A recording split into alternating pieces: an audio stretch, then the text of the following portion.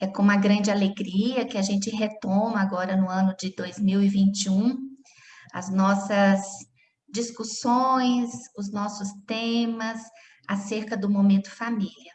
Então, é com uma grande alegria que nós reiniciamos no dia de hoje, né? Num mês muito especial para a AMI Planalto, em que a gente faz 2 anos de vida, né? Agora, no dia 26 de janeiro, nós completamos 2 aninhos de idade. Estamos ainda engateando ainda dentro das associações médico-espíritas, mas é com uma grande alegria que a gente retoma hoje o nosso trabalho, que foi com muito carinho ao longo desses 2 anos que nós estivemos juntos, a todos aqueles que nos acompanham nas nossas redes sociais, no nosso canal do YouTube. Então, hoje para nós é um momento muito especial em que nós convidamos e ficamos muito gratos pelo Alejandro Vera, o nosso colega da AMI Osasco, em vir discutir conosco neste momento acerca da abordagem espírita no diagnóstico e tratamento dos transtornos psiquiátricos, também conhecidos como transtornos mentais, né?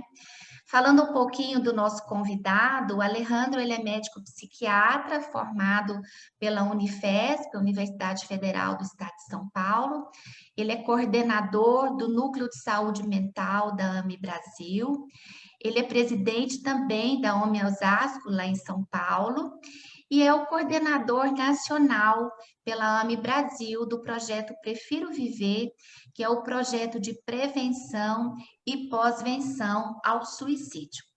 Mas uma das biografias mais interessantes do nosso amigo Alejandro é que ele é pai da Beatriz e da Luísa, 2 meninas muito lindas, esposo da Lilian também, uma amiga muito querida da AMI Osasco.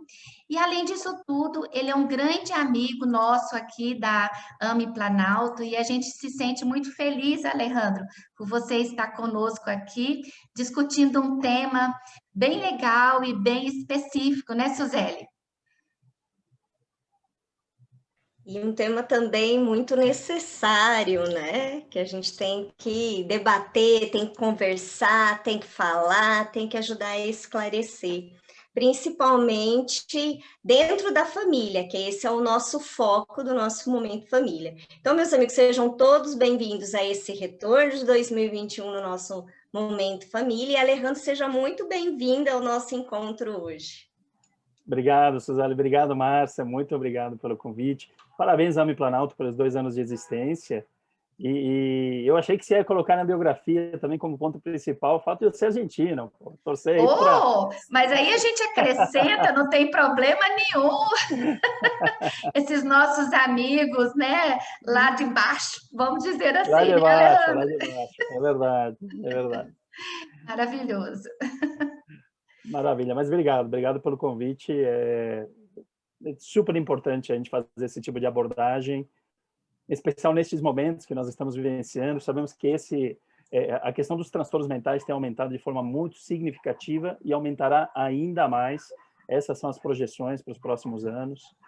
E, obviamente, que à medida que aumentam os transtornos mentais, também aumentam as probabilidades maiores, né, de esses seres em sofrimento cometerem suicídio. E, como você citou, suicídio também é um tema que a AMI Brasil, enfim, todos nós que atuamos na linha de frente em relação aos transtornos mentais, nos preocupamos. Isso. Exatamente, e até porque, né, Alejandro, nesse momento em que nós estamos aí passando por esta pandemia, nós vimos que ao longo de todo o globo, né, essas queixas da saúde mental, elas amplificaram muito, né, e isso realmente faz uma preocupação muito grande, porque para a gente pensar em sociedade, a gente tem que pensar no núcleo familiar, né, e esse núcleo familiar, a gente que trabalha com família também nos nossos consultórios, a gente vê o quanto que esse momento as criaturas estão fragilizadas em todos os aspectos da família, não só os pais, mas as crianças, os adolescentes, os avós, os tios, né?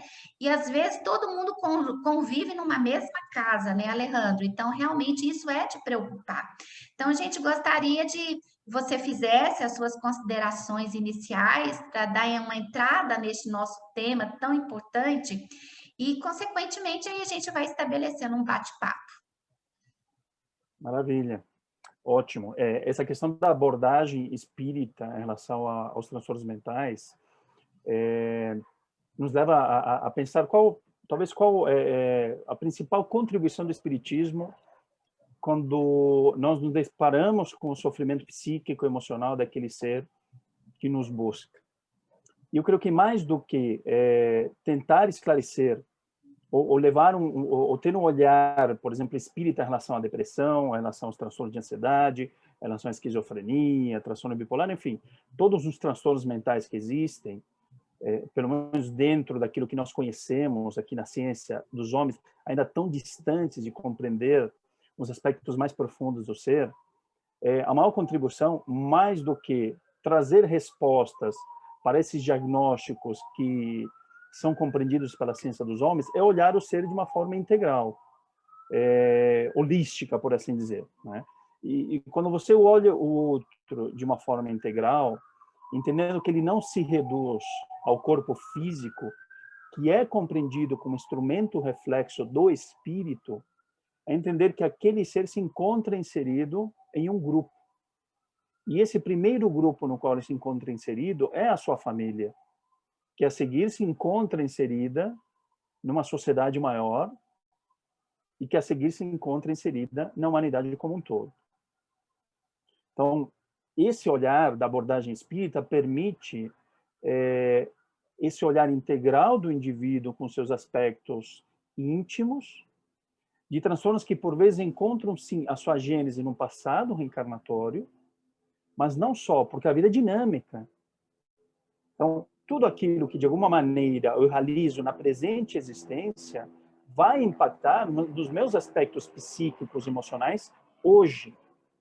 Então, eu não posso afirmar de maneira ingênua que tudo que diz respeito a um transtorno mental vai encontrar as suas causas profundas no passado reencarnatório. Ele também encontra as suas causas nos dias de hoje. É óbvio que quando a gente observa casos muito mais críticos, situações aí que exigem um acompanhamento por uma vida, sim, pode-se afirmar que essas causas nós vamos enxergá-las lá no passado. Esse é um olhar em relação à doença em si, em relação ao adoecimento. Mas entendendo que nós devemos ir além do diagnóstico e da terminologia, como coloca Clarencio André Luiz na obra Nosso Lar, André Luiz naquela ânsia de retomar suas atividades como médico no plano espiritual, e meio que Clarencio diz, menos André, né? Por quê? Porque aqui a coisa é diferente. O médico, né? E aí falando diretamente para Andrés, como aquele que foi médico na sua última existência, o médico ele não pode estacionar em diagnósticos e terminologias. Ele deve sondar e aprofundar a alma. Quando você se permite sondar e aprofundar a alma, primeiro que você cria uma relação empática com o sofrimento do outro. E isso é fundamental. Porque a relação que você cria com aquele que te busca em sofrimento é uma relação horizontal. É uma relação de entender que aquele indivíduo que sofre, ele vivencia situações de sofrimento que se assemelham com aquilo que você também pode estar vivenciando naquele momento. E a experiência do outro também vai ensinar o médico a trabalhar as suas próprias experiências de sofrimento. Então, embora o médico, embora o profissional de saúde, ele seja detentor de um conhecimento técnico, ele não é detentor de tudo aquilo que você pode experienciar na sua vida. O teu paciente ele vai te ensinar muito. São experiências, são histórias de vida.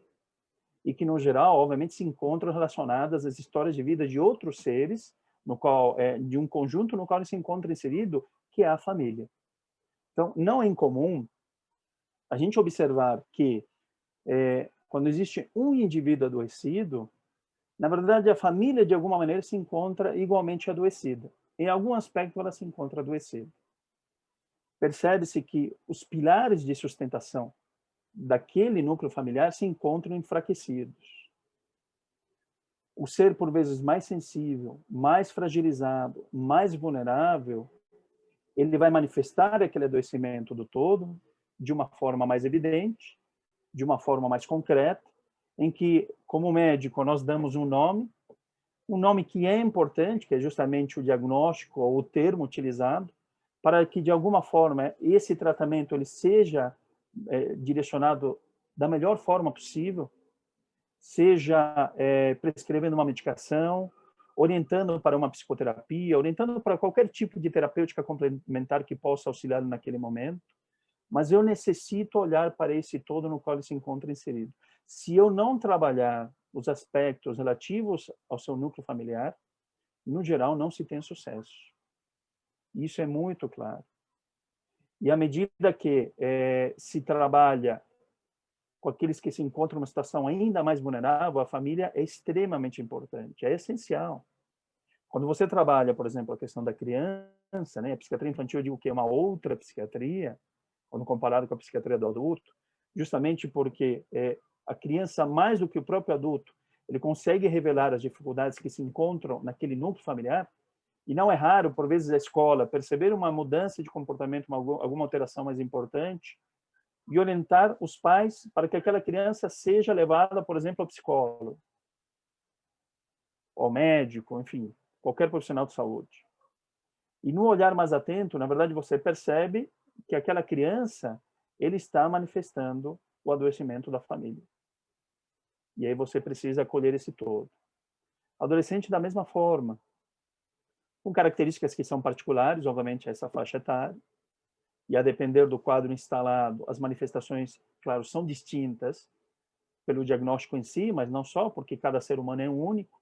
Então, o quadro depressivo no adolescente, por vezes, é muito diferente de outro adolescente, porque aí você vai considerar aspectos não só biológicos, psíquicos, emocionais, culturais, enfim, os aspectos de relação familiar, como são essas tramas, né, que vão ocorrendo dentro dessa família.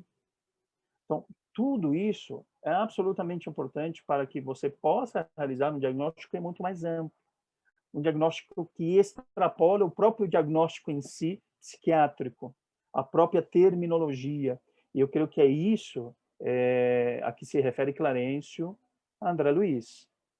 Você extrapolar o diagnóstico, extrapolar o termo utilizado, é justamente olhar para as questões profundas do ser, sondar a alma e entender que ele faz parte de um todo. Nós vamos lembrar de Emmanuel quando diz que a evolução é coletiva, mas o esforço individual. Isso é nítido. Em algumas famílias você nota que sempre existe algum ser, algum espírito, independente da função que ele ocupe naquela família, pode ser um pai, uma mãe, um filho, uma filha, enfim, mas que é aquele pilar de sustentação daquele lar. Nota-se que, por vezes, esse espírito ele se encontra no esforço maior, não só para a sua própria evolução, mas para a evolução do conjunto. Porque a evolução ela é fraterna. Até em termos biológicos, a bióloga Lynn Margulis fala sobre isso, quando coloca a importância da evolução como um aspecto fraterno, inclusive na questão da hereditariedade, dos genes. Tudo gira em torno da fraternidade. Então, você não pode deslocar aquele ser do seu núcleo familiar. Você precisa olhar esse todo e, a partir disso, trabalhar as terapêuticas que são as mais eficazes, que, óbvio, não se reduzem à medicação. A medicação ela é importante, ela é muito importante, em especial num quadro mais grave instalado. Vai auxiliar aquela pessoa a enfrentar aquela situação com um pouco mais de tranquilidade. Porque, vejam, somos seres encarnados. Seres encarnados, entendendo que o corpo, como já disse no início, é um instrumento reflexo desse espírito, ele é impactado pelas questões psíquicas, que nada mais é o fluido mental a se manifestar pelo cérebro, atingindo cada uma de nossas trilhões de células, com uma informação específica e com uma emoção específica, já que o pensamento é formado pela ideia gerada e pela emoção que a permeia. Não existe pensamento sem emoção, obviamente não existe pensamento sem a ideia criada por aquele ser. Então, o ser adoecido, ele vai indicar as suas perturbações num grau maior, em termos psíquicos, emocionais. Obviamente, ele vai impactar cada uma das suas trilhões de células, mas, em primeiro lugar, as células que mais serão impactadas serão células cerebrais. Então, a medicação ela tem uma função naquele momento. uma função de trazer um equilíbrio relativo à parte orgânica, entendendo como nos dizem os espíritos através das revelações que Kardec codificou, que tanto o espírito influencia no corpo físico quanto o corpo físico influencia o espírito. Então, ter um certo conforto orgânico vai auxiliar muito aquele espírito a trabalhar as suas questões mais profundas. Então, esse é um caminho, mas não pode ser o único. Você pode encaminhá-lo para uma psicoterapia, que vai auxiliá-lo justamente a olhar para os focos daquele incêndio que está consumindo um terreno maior, as questões mais enraizadas, mas você precisa, obviamente, trabalhar os outros pilares, que vão ser, por exemplo, uma prática de atividades físicas, que a gente sabe quanto que é importante para os quadros relacionados aos transtornos mentais, uma boa alimentação, os momentos de lazer, momentos mais lúdicos, tudo isso vai influenciar. Os bons pensamentos, a importância da religiosidade, da oração, desse vínculo, né, com a consciência cósmica que nós chamamos de Deus, essa busca da autotranscendência, de despertar para um sentido maior da vida, mas, acima de tudo, trabalhar os aspectos familiares. A partir do momento, e é isso para a família que acolhe um ser adoecido dentro de casa, se esse ser está lá, é tua responsabilidade, é nossa responsabilidade. Responsabilidade de afeto, de carinho, de compreensão, de entender que os nossos vínculos eles se fortalecem no sentimento mais sublime que existe, que é o amor, que é o que vai transformar aquele ser. E vai igualmente te transformar. E o grande pilar que nos auxilia para entender que aquele indivíduo que nós recebemos em casa, seja como filho, como uma filha, como esposa, como marido, ou qualquer outro parentesco corporal, dos laços consanguíneos, eles existem para que nós possamos fortalecer e trabalhar os laços espirituais. E esse pilar maior, que nos permite esse olhar mais carinhoso e profundo, nós vamos encontrá-lo no Evangelho do Cristo. Se eu não trabalhar o Evangelho, não internalizá-lo e não vivenciá-lo dentro do meu lar, buscando justamente fortalecer esses laços com aqueles que são nossos grandes personal trainers espirituais, porque aquele indivíduo que manifesta o seu adoecimento, ele vai nos treinar no campo da paciência, da amorosidade, da compreensão. É lá que a gente vai entender o que é isso. Quantas vezes, né, os pacientes não chegam, pô, doutor, eu estou pedindo a Deus paciência e só surgem situações que me deixam mais impaciente. Não, estão surgindo situações que vão te auxiliar a você desenvolver a paciência. Pô, eu quero aprender a perdoar e surgem situações nas quais eu me sinto forçado a perdoar. Claro, porque no deserto, sem se relacionar com ninguém, você é paciente, você sabe perdoar, você não odeia, você ama. Mas no núcleo familiar, lá nós aprendemos a amar, lá nós aprendemos a compreender, a ter paciência, porque são onde surgem as situações de impaciência, onde surgem as dificuldades, onde o outro pisa nosso calo, e assim vai. E é lá que a gente vai aprender. Então, eu creio que essa é a maior contribuição do Espiritismo em relação ao adoecimento. Mais do que olhar para a doença, é olhar para o ser adoecido. Entender, sim, as suas causas profundas, mas entender que ele se encontra inserido em algo maior. No seu núcleo familiar, mas na família humanidade. Quando se diz que todos nós somos irmãos, que parece um termo que até se tornou clichê, mas é uma realidade. Se Jesus, que é o nosso guia e modelo maior, que, como nos diz Leon Denis, é o grande governador planetário, é o grande ser a cuidar desta família humanidade, naturalmente nós estamos vinculados pelos laços espirituais e sim, somos todos irmãos. É muito interessante, Alejandro, essa fala sua, porque me lembra o nosso amigo Emmanuel, né? Falando que a disciplina antecede a espontaneidade, não é verdade? E, na realidade, quando ele fala isso, e você está falando aí que o paciente chega, eu preciso ter mais paciência, mas parece que as coisas não vão assim por esse lado, é justamente esse lapidário, né, Alejandro? Porque, na realidade, não é fácil. A gente vê no consultório os pacientes que têm as famílias que têm esta problemática, né? E a gente sabe que tudo isso foi traçado anteriormente por nós mesmos, né? Quanto mais a gente erra, mais a gente tem que reparar esses erros, né? E aí eu te pergunto, Alejandro, quando a gente está diante, no seu caso em específico, a pergunta que eu vou fazer talvez seja uma pergunta que muita gente tem vontade de perguntar e às vezes não tem a oportunidade. Então, por exemplo, quando você está de frente com um paciente, independente de qual transtorno mental seja, uma depressão, uma ansiedade, vamos colocar dentro dos transtornos mais comuns, né, do dia a dia. Não que os outros não sejam, né, a bipolaridade, o transtorno bipolar ou a esquizofrenia, a gente sabe que realmente são coisas comuns no dia a dia, mas principalmente a ansiedade e a depressão. Então, pensando como a cabeça espírita, né, e para a par com a medicina.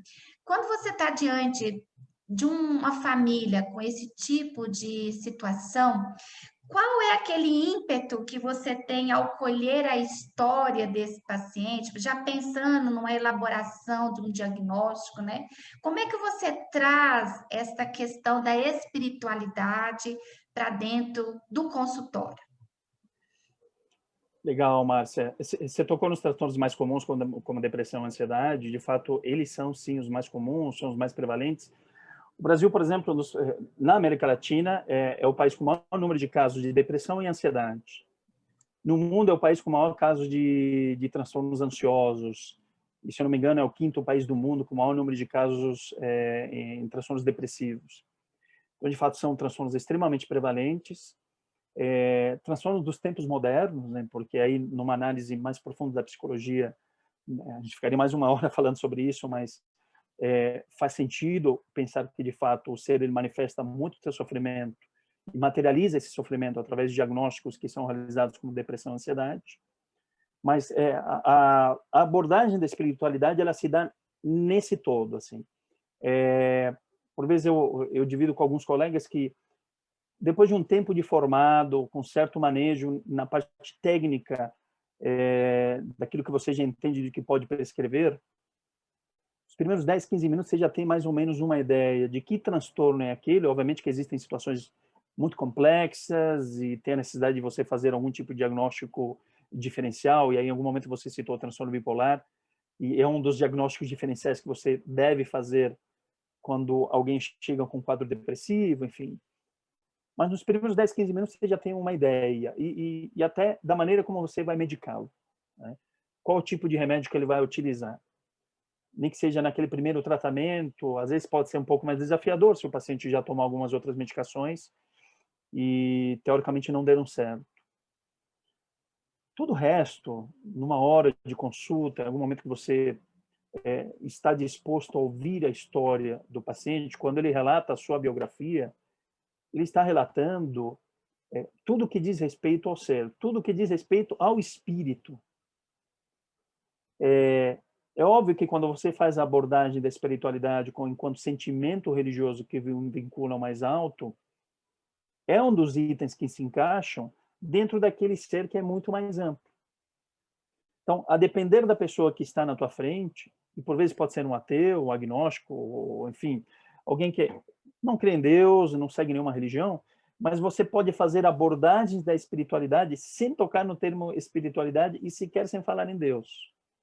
É óbvio que quando você atende o espírita, a linguagem é a mesma, e aí você já pode diretamente tocar nas questões encarnatórias, mostrar a ele que ele é um espírito, que ele é um ser que naquele momento está enfrentando um certo sofrimento, e qual a função da dor na sua vida, como que essa dor vai auxiliá-lo, inclusive, na busca de um sentido maior, que vai auxiliá-lo a desenvolver virtudes, a fortalecê-lo, a desenvolver todas as potencialidades do espírito. Inclusive, dentro de outras crenças religiosas, isso é absolutamente possível. Essa abordagem da espiritualidade, quando você fala com o outro, entendendo o outro como espírito. E aí convidando justamente as práticas religiosas que te aproximam dessa espiritualidade. Óbvio que sim, e a religião é um caminho importante para isso. É um dos caminhos no qual nós desenvolvemos também o nosso conhecimento. Então, quando você fala da oração, quando fala, né, a depender da religião que aquela pessoa abraça, daquele conjunto de crenças, de dogmas, da ritualística daquele ser, para ele é importante. É um meio. E você pode falar das questões relativas ao espiritismo mesmo para aqueles seres, porque nós vamos lembrar o que Kardec nos disse. Haverão no futuro protestantes espíritas, católicos espíritas, judeus espíritas. Eles não deixarão as suas crenças, a maneira de cultuar e se relacionar com Deus, mas vão incorporar o espiritismo não enquanto doutrina, mas como lei do universo, entendendo que a reencarnação existe, que a comunicabilidade com os espíritos existe, que você é um ser imortal. Então, esses aspectos, por vezes, você pode tocar com aquele ser que está na tua frente. Alejandro, então quer dizer que a compreensão da religião e da espiritualidade, que a gente sabe que as duas coisas, que essas coisas não são a mesma coisa, né? Isso daí ajuda, então, no entendimento frente àquele paciente, no diagnóstico daquele paciente. Porque você tem aquela visão, como você mesmo disse, do ser integral, né? Do corpo, a mente e o espírito, né? E a gente sabe que existem, né, uma grande correlação entre diversos problemas mentais, orgânicos, com as questões da alma, vamos falar assim, né? Então, quais seriam os recursos médicos e espirituais que nós temos frente a essa nova abordagem? Os recursos espirituais são infinitamente maiores que os recursos médicos. Se a gente for pela técnica, né, Suzeli, assim, da questão médica, especial na psiquiatria, que tão distante, né, os transtornos na sua profundidade, o que é a mente, a psiquiatria neste século XXI se aproximando muito das neurociências, que obviamente é interessante, mas como tudo que vai ocorrendo no avanço das ciências, né, nesse movimento de vai e vem, eu creio que nós vamos chegar no extremo do reducionismo, quando você se aproxima das neurociências e olha tudo para o cérebro, mas a partir disso você vai perceber que o cérebro não vai explicar tudo e aí você vai ter que ir para o caminho do meio, né? Tentar se aproximar daquilo que em algum momento a psiquiatria também dialogou muito com a psicanálise, enfim, com aspectos mais psicológicos. Mas os recursos espirituais, eu digo que são infinitos em relação à medicina em si, pelo menos no que diz respeito à psiquiatria, porque o nosso arsenal é muito relacionado às medicações, claro, mas o médico ele pode ser um agente terapêutico. E por que o médico pode ser um agente terapêutico? Porque qualquer um de nós, independente de ser profissional de saúde ou não, pode ser um agente terapêutico. Porque quando a gente fala de espiritualidade, a gente está falando do quê? A gente fala de sentimento. A gente fala de virtudes. Porque eu quero despertar a espiritualidade no outro, né, para se vincular com uma força maior. Como que eu desperto isso?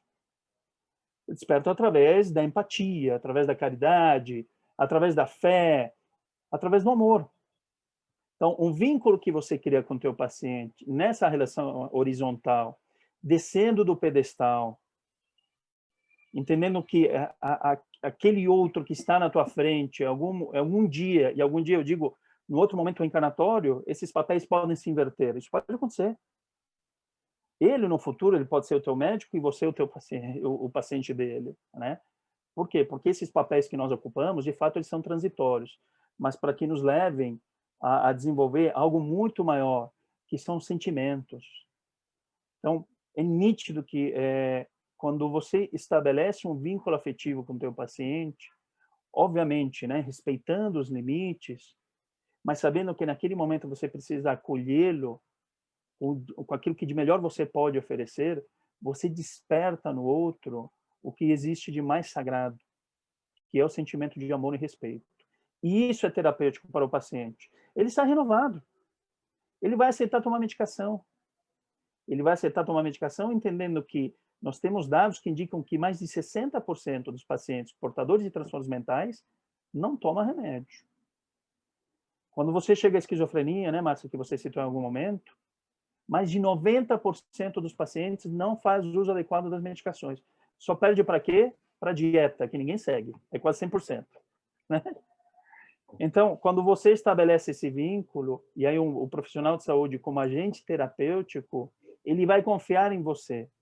E ele confia porque tem afeto envolvido no meio. Então, ele vai fazer uso dos recursos escassos que nós temos na medicina, mas ele vai confiar. Ele confia porque existe algo maior que às vezes a gente não sabe denominar, mas que é a espiritualidade. Mas é tão interessante isso, Alejandro, que a gente vê no consultório, né? Eu trabalho com gastropediatria. E a gente vê as crianças como, às vezes, como você colocou lá no início da sua fala, como um portador do problema da casa, né? Ela acaba sendo uma esponja.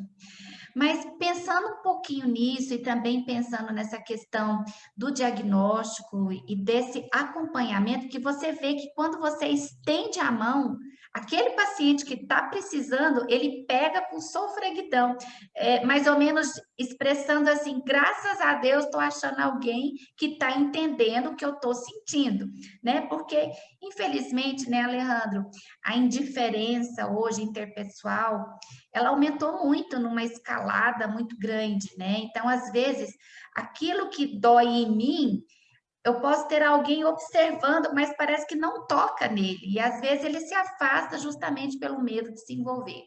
E aí eu fico lembrando, na minha época, quando estudante de medicina, quando a gente passava pela cadeira de psiquiatria, a gente tinha os hospitais psiquiátricos, né? Que naquela época era quase que um depósito humano, né? A noção de psiquiatria atual é muito diferente da prática nos anos 80, início dos anos 90, até acabar com os hospitais psiquiátricos, né? Os ditos sanatórios, né? E a gente sabe que existiram vários sanatórios espíritas também, que guardaram essa tradição de poderem ajudar dentro da área médica, nesse sentido, visualizando já os pacientes desse momento da saúde integral, corpo físico e corpo espiritual. Então, assim, eu queria te perguntar, Alejandro, quando a gente está de frente de um diagnóstico de transtorno mental, a gente sabe o quanto isso impacta nas famílias, né? O quanto que isso, às vezes, é motivo, muitas vezes, de abandono familiar. A gente tem uns casos graves que, às vezes, recentemente eu fiquei sabendo de alguns casos de paciente grave que numa cidade do interior a pessoa, o jovem, era enjaulado dentro de casa porque ele não tinha um comportamento adequado que promovesse para ele um acompanhamento médico, psicológico. Então, os pais, pela limitação do conhecimento, o trancafiavam dentro de casa, como era colocado nos hospitais psiquiátricos. Mas olhando com esse olhar, assim, para ser bem redundante mesmo, esse olhar amoroso, né? Mas também técnico. Como você vê na sua experiência o impacto que esses diagnósticos têm na família? O impacto é muito grande, Márcia, porque assim, a nossa sociedade ela é muito excludente. E não é de hoje, ela é excludente já de muito tempo. Assim. A história nos mostra isso. O diferente ele é excluído. E quando você olha, né? Primeiro, quando você olha para o profissional de saúde mental, você olha para o psiquiatra, ele é sinônimo de loucura. Então, a especialidade em si, ela já é carregada de, assim, de inúmeros preconceitos, desde a nossa formação, né, Márcia? Bom, você deve estar vivendo isso com a Aline, ela deve te trazer em algum momento. Com certeza. Né, eu lembro, entrei na medicina querendo fazer psiquiatria e desde o primeiro ano, um vai perguntando para o outro, o que você quer fazer? Eu quero fazer psiquiatria, então você vai sair da medicina. Já começa assim, ou a psiquiatria não é uma especialidade médica. Por quê? Porque o nosso olhar é para o corpo, e como ainda estamos distantes de entender esses mecanismos da mente, você já exclui em si a psiquiatria, embora isso eu acredito que esteja se modificando, inclusive na vida acadêmica, e as provas de residência indicam isso, um aumento cada vez mais crescente dos estudantes que querem fazer a especialidade, mas ainda existe. Então, quando você já entra numa especialidade que por si só já é excludente, que já é estigmatizada, que você olha para aquele profissional como sinônimo de loucura, é óbvio que o paciente ele tem muita dificuldade de buscar esse profissional. Quando você orienta alguém a buscar um psicólogo, já é um problema. O paciente ele já recebe, né, essa indicação com bastante receio. Se você orienta ele a buscar um psiquiatra, é uma sentença de morte. Eu brinco que o paciente entra no consultório de costas que é para sair mais rápido, né? Porque há um temor. Não, mas será que eu estou louco? Eu vou ter que tomar medicação, e aí já a ideia de que vai ter que tomar remédio por uma vida inteira, que vai ficar viciado no remédio, a fantasia de que tomando o remédio você vai ficar pior do que você já está. Então, essas fantasias, né, essas ideias do senso comum, elas chegam com muita frequência no consultório. E é claro que quando você leva esse diagnóstico à família, ele, no geral, não é bem recebido. Nenhum diagnóstico é bem recebido, né? Claro. Mas alguns você recebe e você, de alguma maneira, já quer se empoderar para poder fazer o teu tratamento e vencer aquela situação e tal. No geral, na psiquiatria, isso é mais difícil, né? Primeiro vem o impacto. Já você olha para aquela pessoa que está adoecida em termos psíquicos e emocionais de uma maneira diferente. Pode sim sofrer a exclusão dentro da própria família, isso acontece com bastante recorrência. Sofre a exclusão no dia a dia, quando alguém quer buscar uma vaga de emprego, com receios enormes, se você tem lá uma lista em que você tem que colocar as medicações que você toma. No geral, esses pacientes não colocam, porque sabem que se colocam, sim, provavelmente ele vai ser excluído daquele processo seletivo, né? Isso pode acontecer. Isso é uma realidade. Então, nós vivemos numa sociedade excludente que olha para o portador de algum transtorno mental com muito estigma, com muito preconceito, o que é um grande paradoxo, mas é compreensível no momento histórico em que nós estamos, de paradoxos, e é compreensível por nossas limitações, por nossa ignorância, por nosso olhar reducionista, entendendo que as doenças mentais são as mais prevalentes do mundo, e ainda olhamos para essas doenças como se elas não existissem, como se elas não fossem dignas de um tratamento e de inclusão dessas pessoas na sociedade. Na realidade, o paciente psiquiátrico acaba sendo um invisível social também, né, Alejandro? Sim. Sim. E quando não é invisível e é visível, ele é agredido quando ele é visível. Há muita agressão, né? Direta. Verdade. Daí também a grande importância do acolhimento até mesmo à família, para que a família possa realmente, como cuidador, né? Quem seja o cuidador, está ajudando aquele paciente que está passando por essa dificuldade, passando por esse problema, vamos dizer assim, né? Então, nós podemos dizer que esse cuidado com a família, essa preocupação na estrutura da família, como a família vive em si, seria um fator de prevenção também para transtornos mentais? Com certeza, Suzeli. Se o transtorno mental, né, naquele indivíduo já se encontra instalado, a família ela necessita ser cuidada. Por quê? Porque também adoece, né? É óbvio que, como eu já coloquei, quando existe um ser naquele núcleo familiar adoecido em termos psíquicos e emocionais, de alguma maneira, aquele ser já evidencia aspectos de adoecimento daquele núcleo familiar, mas que por vezes ainda não se materializaram. Então, para que de fato eles não se materializem, é necessário cuidar dessa família. É necessário cuidar do principal cuidador daquela pessoa dentro da família, Às vezes é um filho, e você tem os pais, e naquele casal quem mais cuida é uma mãe, ou é um pai, e aí você tem um ou outro mais afastado do cuidado daquele filho, e você tem outros irmãos que também se afastam. Então, é muito importante cuidar de quem cuida, cuidar do cuidador, e cuidar, obviamente, daqueles que também se afastaram por algum motivo. Alguma coisa toca naqueles familiares. Isso naquele ser que já se encontra adoecido. Mas cuidar da família como um todo, ou seja, cuidar de nossos familiares, cuidar de nós mesmos, dentro de nosso núcleo, trabalhando os aspectos mais profundos da espiritualidade, que esse todo do ser humano encarnado nos ajuda a prevenir qualquer tipo de adoecimento, seja um transtorno mental ou uma doença física ou qualquer outro tipo de desafio a ser vivenciado ao longo da tua existência, em termos econômicos, enfim, financeiros, outras dificuldades sociais que sejam.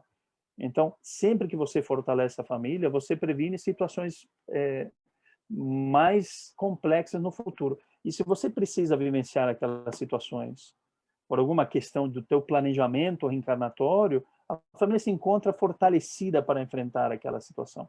Entende que ela surge não como castigo, no olhar ingênuo que por vezes nós temos, mas ela surge como uma oportunidade de educação daqueles seres que compõem a família. Alejandro, você captou meu pensamento, que eu ia tocar exatamente nesse ponto. Porque, assim, a gente sabe que muitas pessoas veem o espiritismo como uma coisa de lei de talião pessoal, né?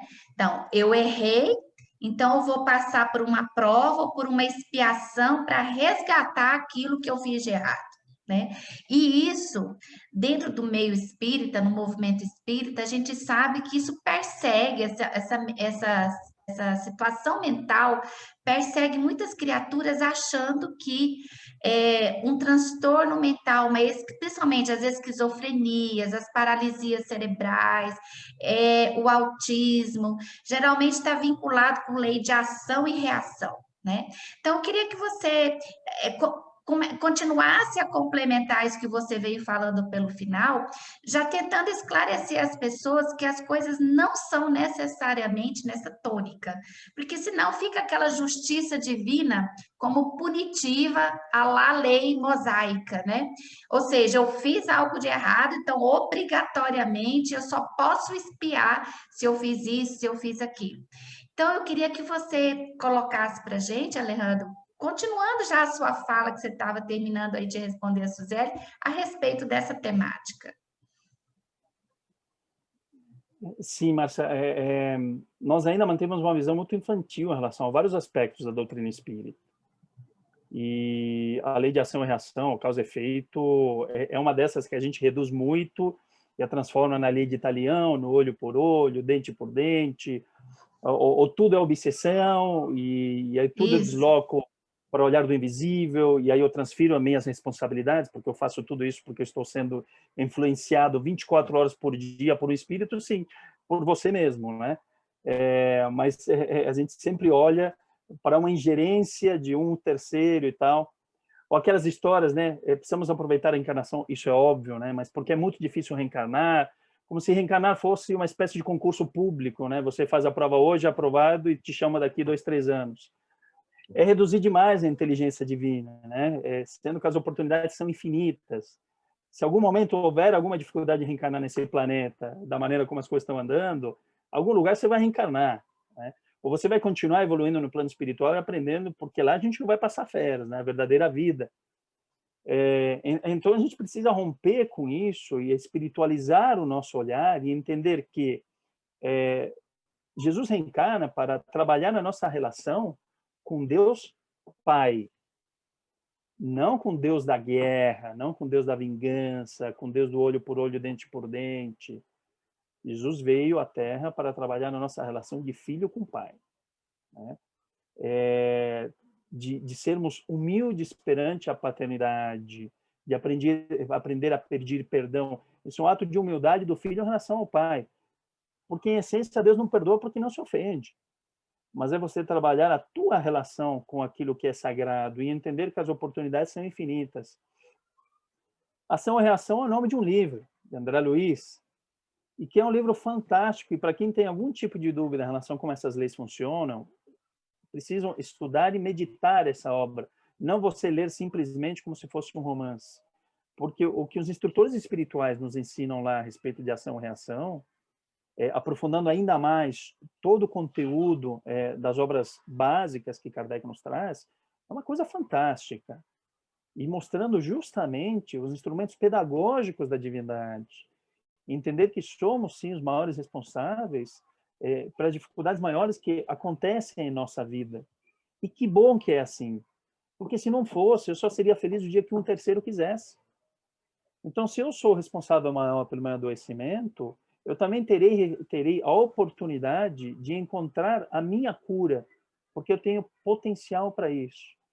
Ah, mas se é alguém que sofre algum transtorno mental mais grave, né, ainda com dificuldades para compreender como que ele vai utilizar os próprios recursos, nós somos tutelados, nós temos os nossos guias espirituais, nossos anjos guardiães, o nome que a gente queira dar, que são nossos espíritos familiares, que nos amam como a gente não imagina e que nos auxiliam constantemente.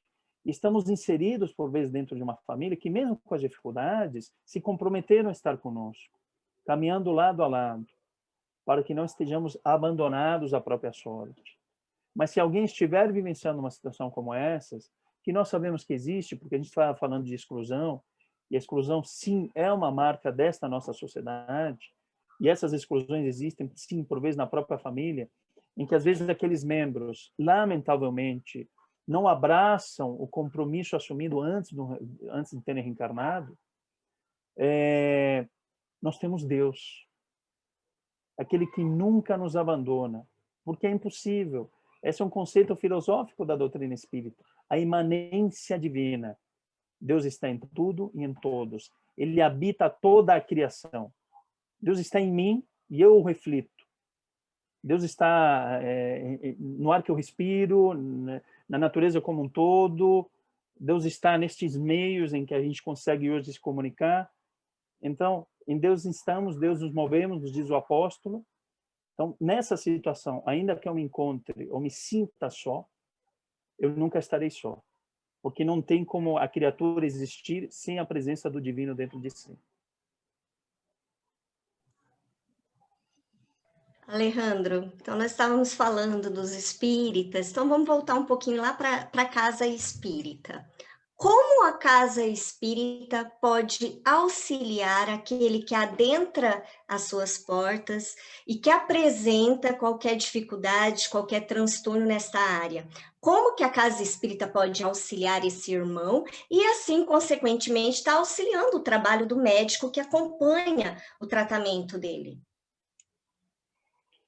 Eu creio, Suzeli, que a casa espírita pode ajudar, primeiro, não repetindo os padrões que existem fora da casa espírita. Entender que a casa espírita ela deve seguir um outro padrão, que é a primeira casa espírita que já surgiu na história da humanidade, que não diria que nem é a Sociedade Espírita Parisiense, mas é a Casa do Caminho. Lá com Pedro, com Tiago, com João, depois com Estevão. A essência da casa espírita tem que ser a casa do caminho. Esse deve ser o nosso referencial. Não os referenciais fora da casa espírita que nós temos hoje, tentando repetir modelos escolares, né? Eu só mudo a maneira como eu transmito um conhecimento. Não é isso. É outra coisa. É através do sentimento, do acolhimento, da percepção da dor. E aí, obviamente, que você lança mão dos recursos que hoje nós temos dentro das instituições espíritas, sim, que é a terapia através do passe, que são os trabalhos mediúnicos, fazem parte desse modelo de casa espírita. Mas, acima de tudo, a construção dessas relações fraternas, de você levar o evangelho de uma forma genuína, verdadeira, entendendo que aquele que o leva, não que ele já se transformou, não que ele vai ser um grande guia, modelo da casa espírita, não, mas entender que nós necessitamos falar de Deus para nos tornarmos pessoas melhores. Isso é absolutamente necessário, mesmo que eu ainda não tenha conquistado esse patamar, mas eu preciso falar de Deus para me tornar alguém melhor. Então, eu não preciso entender que primeiro eu preciso fazer 2000 anos de curso para depois começar a falar de Deus. Não, esse patrimônio é do Espírito. Então, precisamos nos permitir a isso. Excelente, Alejandro. E para a gente, já caminhando para o nosso final, né? Queria te perguntar, já que nós estamos falando da casa espírita, e no nosso lar, quando a gente está diante dessa problemática, às vezes não diagnosticada ainda, a gente sabe que tudo isso faz parte de um planejamento reencarnatório, não tem como escapar disso. Ninguém vem nesse planeta de expiação e prova se não tem um planejamento reencarnatório já em andamento, às vezes secular, né? Então, eu queria assim, uma atenção sua, Alejandro, para o que a gente pode falar para os nossos amigos que estão nos escutando, que estão vivenciando neste momento, seja qualquer transtorno que for, seja qualquer doença que for, psíquica ou corpórea, ou psicossomática, né? O que a gente pode estimular juntamente com a pergunta que a Suzete te colocou sobre a casa espírita, como pode ajudar, o que nós podemos fazer no nosso lar para poder acolher a todos, porque acaba que todo mundo adoece junto, né? Se estamos juntos passando por essa problemática, todos nós estamos congregados num planejamento reencarnatório. O que a gente pode falar para os nossos amigos? Se a casa espírita, ela necessita ter como grande referencial a casa do caminho, como aquele espaço de acolhimento, de afeto, de amor e respeito, o nosso lar ele também necessita ter na casa do caminho esse grande espaço de acolhimento. Entendê-lo como um santuário, escola de almas, espíritos que se reúnem sob o mesmo teto com um objetivo maior, que é sair desta existência melhor do que se entrou. Não interessa quantos passos nós vamos dar. O intuito é que nosso saldo seja positivo nesse sentido. Entender que a nossa vida, sim, ela se caracteriza pelas lutas. E essas lutas são importantes porque elas virilizam o espírito, elas fortalecem o espírito. E como nos diz Herculano Pires, essas lutas da vida que virilizam o espírito têm a grande função de que o ser ele possa voar como águia e não como borboleta.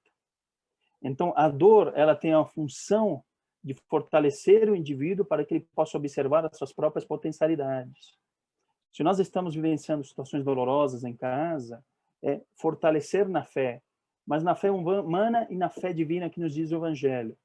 A fé de ser fiel a si mesmo, aos seus próprios valores e princípios, acreditando nas próprias potencialidades e acreditar naquele que nos sustenta tais potencialidades, que é o Criador, que é o Divino. A partir disso, que nós possamos não mais recalcitrar contra os aguilhões, como diz Jesus a Paulo na estrada de Damasco. Paulo, por que recalcitras contra os aguilhões? Por que você vai em direção à dor? A dor está te direcionando para um outro entendimento, que nós possamos nos permitir a caminhar conforme muitas vezes essa dor nos direciona. Ou seja, a resignação. Você resignado, entendendo a função da dor na tua existência, você vai compreender aquele momento na tua história, na tua biografia, que vai te auxiliar justamente para que você possa sair dessa existência melhor do que entrou. Entender a dor como esse grande mecanismo pedagógico da divindade, e não como castigo divino. Para isso, a gente tem que se permitir a amadurecer espiritualmente. Viver no mundo como espíritos, né? Como diz Teilhard de Chardin, esse filósofo jesuíta francês, nós não somos homens vivenciando experiências espirituais, que por vezes limitamos essas experiências às instituições religiosas. É lá que eu me sinto em espírito. Não, nós somos espíritos vivenciando experiências humanas. Quando a humanidade perceber isso e viver como espírito, todos os nossos parâmetros vão se modificar, vão se transformar.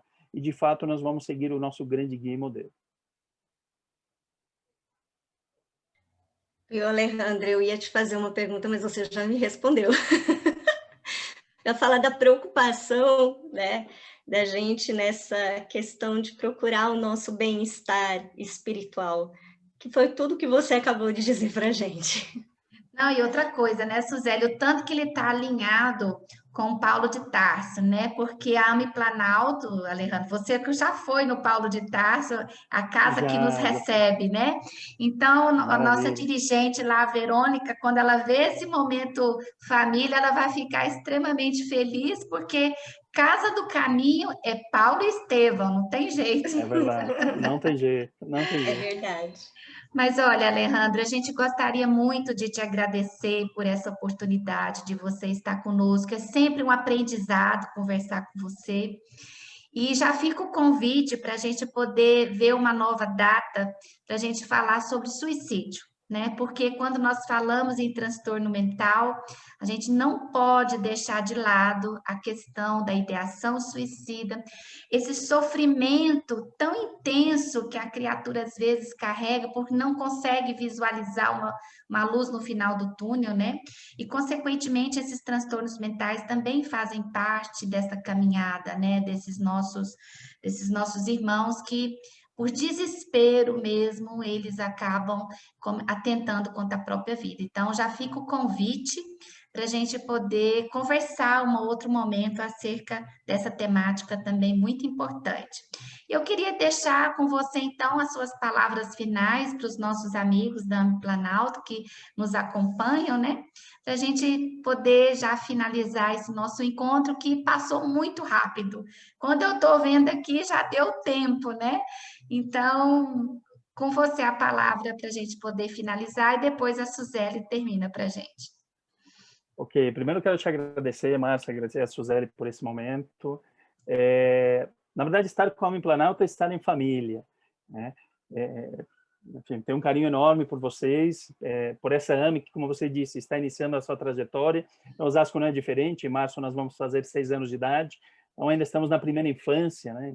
Iniciando os nossos passos. Mas né? nós acabamos de sair do útero materno. Isso é verdade, isso é verdade. Mas a gente vai andando junto e alinhado sempre com essa proposta espírita, né, que vai nos iluminando. E minhas palavras são, na verdade, para que a gente possa, e isso não é uma orientação minha, mas é uma orientação, obviamente, de nosso mestre, né, de levar o evangelho no coração, acima de tudo. E lembrando o que nos diz o Espírito da Verdade no Evangelho segundo o Espiritismo: espíritas, amai-vos e instruí-vos. Ele não colocou instruí-vos e amai-vos, e não foi à toa, né? O nosso primeiro movimento deve ser o movimento do amor. Não do amor que tem se tornado um grande clichê, parece que é um termo que é utilizado de qualquer forma, mas dessa energia que sustenta o cosmos, que sustenta tudo e todos, no qual nós nos movemos. Lembrando de João, quando nos diz Deus é amor. Nos movemos na divindade, e entender o divino que existe em nós. Todos somos de Deus, como nos diz Paulo, inclusive. Todos somos de Deus, inclusive aquele que nos é diferente. Aquele que eu interpreto como sendo a manifestação da loucura, do insano, daquele que parece que não vai sair nada daquele lugar, mas na verdade vai sair tudo. Porque é o início de um grande voo. Quem se encontra num profundo sofrimento, com as suas funções psíquicas em profunda perturbação, comportamentais, que seja, esse ser um dia também será um Cristo. Então, necessito olhar para ele como esse espírito que também é de Deus.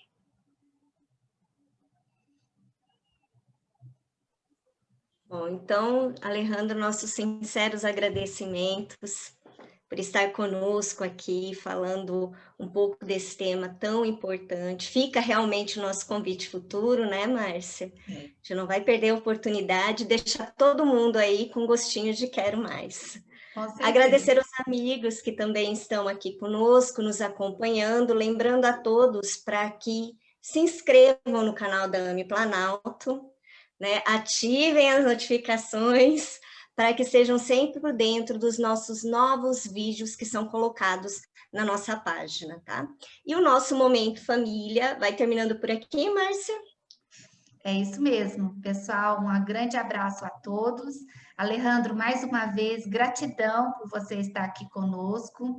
Alejandro, como ele disse, é da família Ame Planalto e da família Leon. Então, a gente fica muito feliz de estar com você aqui e fica um gostinho de quero mais depois, tá bom, Alejandro? A gente vai divulgar para Ótimo. os nossos amigos quando nós teremos, então, a temática suicídio. Pessoal, um Maravilha. grande abraço a todos, muito obrigada. Que Jesus nos abençoe, que nos proteja e nos ilumine a caminhada e que nos dê fortaleza para a gente entender os desígnios, que para nós eles são extremamente importantes. Obrigada, Alejandra. Obrigada, Suzeli. Tchau, Grande obrigada a abraço. todos. Tchau. Tchau, tchau.